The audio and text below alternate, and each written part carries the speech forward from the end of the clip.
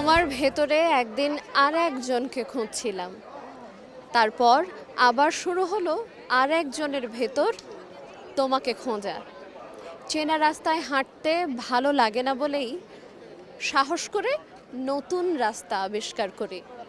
কদিন আগে চিনতে তুমি আমাকে? হাত ধরার আগে সবাই যে কেউ থাকে, হাতে হাত রাখলেই বন্ধু।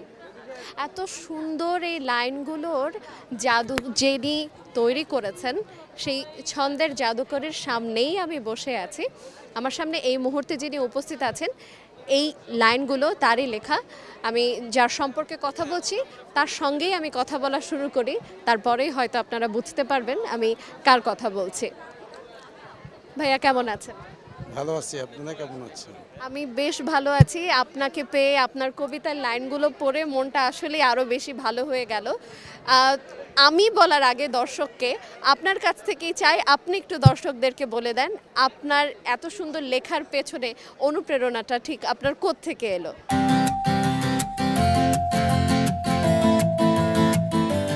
মেইনলি হলো যে যে কবিতা, গল্প, উপন্যাস, দর্শন এগুলো হলো যে ভালোবাসা থেকে, ইন্টারেস্ট থেকে, যে জানার ইন্টারেস্ট, বোঝার ইন্টারেস্ট, ফিল করার ইন্টারেস্ট।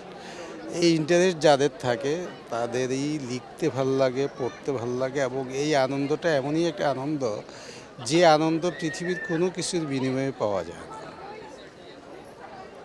বইমেলায় এটি কততম প্রকাশিত বই আপনার? আমার এটা কাব্যগ্রন্থ তৃতীয়, আর আমার দুটো আবার দর্শনভিত্তিক বই আছে, সেটা সহ পঞ্চম বই। আচ্ছা, আমি দেখতে পারলাম আপনি ছদ্মনামে লিখছেন, সেটি কেন? আসলে আমার প্রিয় রাইটার তো সমরেশ বসু, উনি কালকুট নামে লিখতেন, বা এই সুনীল নীললোহিত নামে এরকম অনেক রাইটার আছে। তা আমি এরকম এই জন্য ছদ্মনামে লিখলাম, অন্য কিছু মিন করে না। এক দুই হলো যে যেহেতু আমি বিজনেস করি, সেহেতু আমার বিজনেস একটা আমাকে চেনে, সবাই বিজনেসম্যান হিসেবে চেনে, সেই জন্য আমি আসলে ওই নামটা ব্যবহার করতে চাই না। বিজনেসম্যান হিসেবে আপনাকে সবাই চিনে।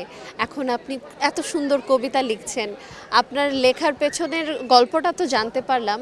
তো বিজনেসম্যানের পাশাপাশি এই যে যে লেখাটা, কোন বিষয়টা আপনি বেশি প্রাধান্য দিচ্ছেন? লেখালেখিটাকে না আপনার সেই কাজটাকে, যেটার মাধ্যমে আপনাকে সবাই মূলত চেনে, যেহেতু আপনি নামটা এখান থেকে লুকিয়ে রেখেছেন? না, আসলে আমি ছোটবেলা থেকে যেহেতু পড়ার প্রতি আমার পড়ার অভ্যাস ছিল, লেখার অভ্যাস ছিল, সেই কারণে আমি মানে আমার বিজনেসটাও যেহেতু মিউজিক, নাটক, সিনেমা, এই যে বাংলাদেশের তিনটা প্রধান ধারার সাথে আমি যুক্ত আছি, সাথে আমাদের একটা নিউজ পোর্টালও আছে। তো সেই জন্য আমি যেহেতু লেখালেখি আর এই কাজটা এটা সমান্তরাল, সামঞ্জস্যপূর্ণ, সেজন্যই এটার সাথে কোনো আমার পেশার সাথে আমার লেখা কোনো কন্ট্রাডিক্ট করে না। ঠিক কী ধরনের লেখালেখি আপনার প্রকাশ হয়েছে যদি একটু জানতে চাই? এটা তো কাব্যগ্রন্থ ছিল, কাব্যগ্রন্থের বাইরে বা কবিতার বাইরে কী ধরনের লেখালেখি? একটা আছে প্রণয়। প্রণয়টা হলো যে আপনার টোটালি একটা এটাকে আপনি বলতে পারেন সৃষ্টিতত্ত্ব জাতীয়, দর্শন বিষয়ক, এবং স্যামুয়েলের ডায়েরি পুরোটাই দর্শন। মানে আমাদের এই পৃথিবীর প্রথম থেকে সেই আমাদের রাখালিয়া জীবন থেকে কৃষি জীবন, তারপরে আমাদের যে বিবর্তনগুলো, এগুলো নিয়েই লেখা মূলত।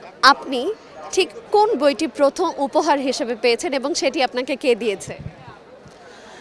আমি আসলে আমার ছোটোবেলায় বাবা মা মারা গেছে, তো আমি জীবনে কখনো কেউ আমাকে কোনো কিছু উপহার দেয়নি। ধন্যবাদ আমাদেরকে সময় দেবার জন্য। ধন্যবাদ আপনাকে। আমরা কথা বলছিলাম জি সিরিজের প্রতিষ্ঠাতা নাজমুল হক ভূঁইয়া খালেদ ভাইয়ের সঙ্গে। আজ এই পর্যন্তই। পরবর্তীতে নতুন কোনো আয়োজনের সঙ্গে আপনাদের সামনে হাজির হয়ে যাব।